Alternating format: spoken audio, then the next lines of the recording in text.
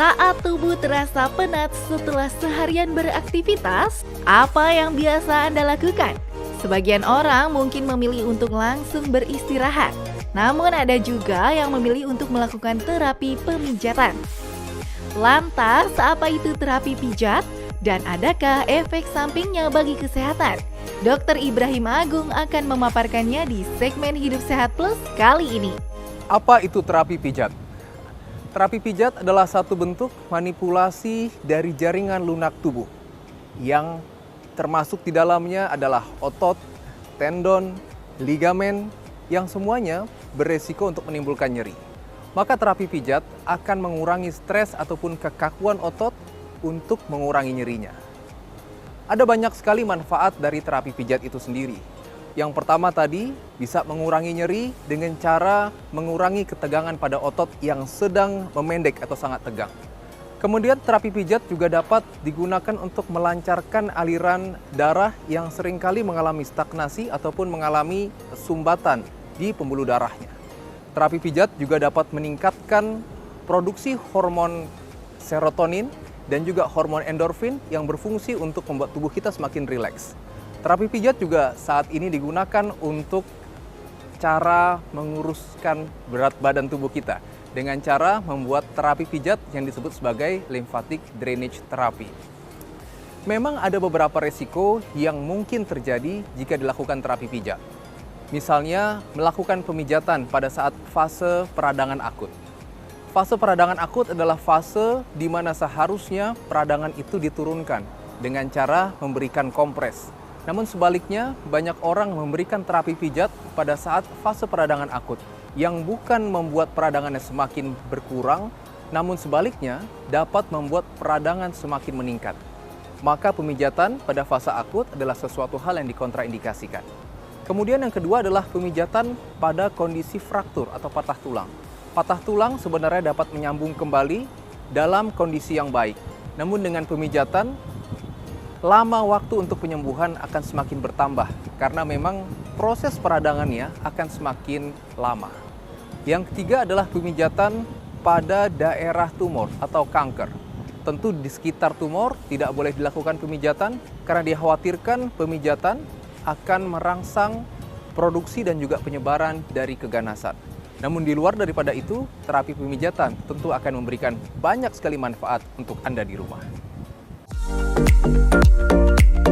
Terapi pijat menjadi pilihan di sela padatnya aktivitas seharian. Bukan hanya memberi rasa nyaman, tapi juga dianggap memiliki manfaat bagi kesehatan. Benarkah? Lantas, apa saja manfaat dari melakukan terapi pijat? Lalu apa saja manfaat dari terapi pijat itu? Ada banyak manfaat dari terapi pijat. Yang pertama adalah melunakkan atau membuat otot yang tegang menjadi lebih elastis, lebih fleksibel. Dengan otot lebih fleksibel, maka gerakan sendi juga akan semakin lentur. Kemudian terapi pemijatan juga dapat merangsang satu proses regenerasi atau perbaikan jaringan.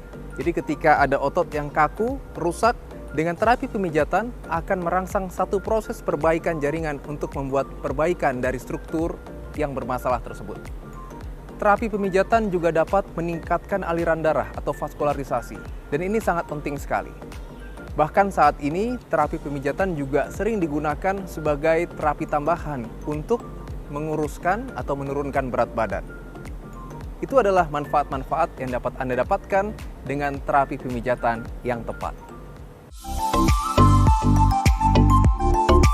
Memiliki beragam manfaat bagi kesehatan, tak heran kalau terapi pijat menjadi pilihan. Saat tubuh merasa lelah setelah seharian menyelesaikan pekerjaan, lantas adakah risiko bagi kesehatan saat melakukan terapi pijat? Namun betul, bukan berarti terapi pijat itu tanpa risiko. Ada beberapa risiko dan juga kontraindikasi yang tidak boleh dilakukan terapi pemijatan. Yang pertama adalah tidak boleh melakukan terapi pemijatan pada fase akut atau fase peradangan akut. Ketika Anda mengalami radang pada otot, tulang, dan sendi, sebaiknya dilakukan adalah pemberian kompres dingin, bukan dilakukan pemijatan.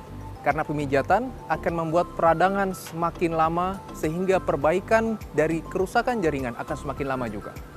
Yang kedua, tidak boleh memberikan pemijatan pada saat patah tulang.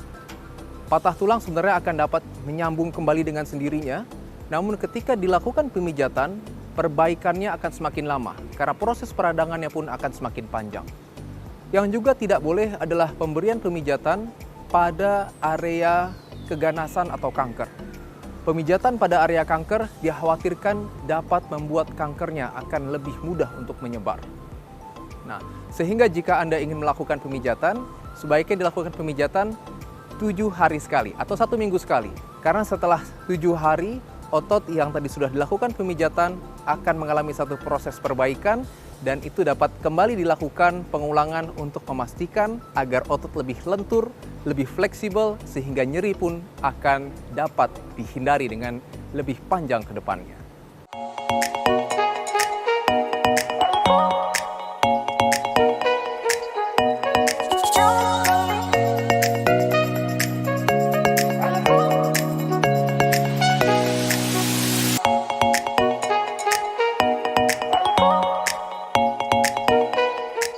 Dalam cara sehat kali ini, saya akan memberikan tips-tips bagaimana melakukan terapi pemijatan yang dapat Anda lakukan di rumah.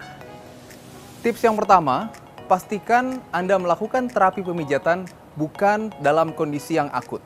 Jadi ketika sedang akut, baik otot ataupun sendi sedang radang, jangan pernah melakukan terapi pemijatan.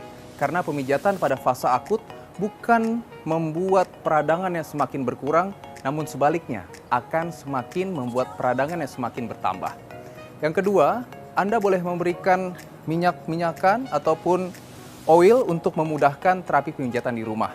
Ini tergantung dengan preferensi Anda. Tidak ada yang dikatakan paling bagus, namun jika memang itu cocok, dapat Anda gunakan. Yang ketiga, berikan pemijatan dengan gerakan relaksasi terlebih dahulu seperti ini. Gerakan berputar untuk membuat otot, tulang dan sendi sudah lebih siap untuk mulai dilakukan terapi pemijatan. Kerasa rileks, Pak? Kemudian ke sisi satunya sama. Tips selanjutnya, berikan pemijatan sesuai dengan arah ototnya. Nah, otot yang paling sering tegang adalah otot pundak seperti ini. Kita akan mulai dari titik tengah ototnya. Oke, Pak, maaf ya, Pak ya. Miring ke sana. Oke, rileks.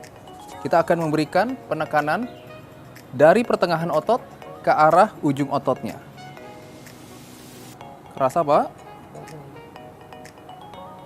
Ini ada sakit? Oke.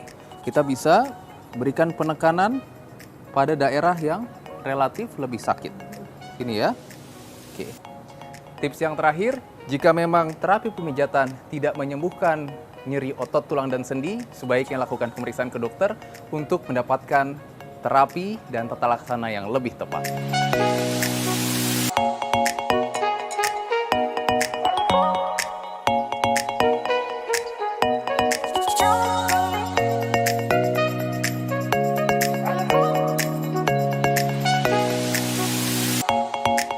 Nah, demikian beberapa tips yang dapat Anda lakukan di rumah tentang terapi pemijatan yang tentunya aman bagi Anda dilakukan. Bersama saya, Dr. Ibrahim Agung, spesialis kedokteran fisik dan rehabilitasi untuk Hidup Sehat Plus.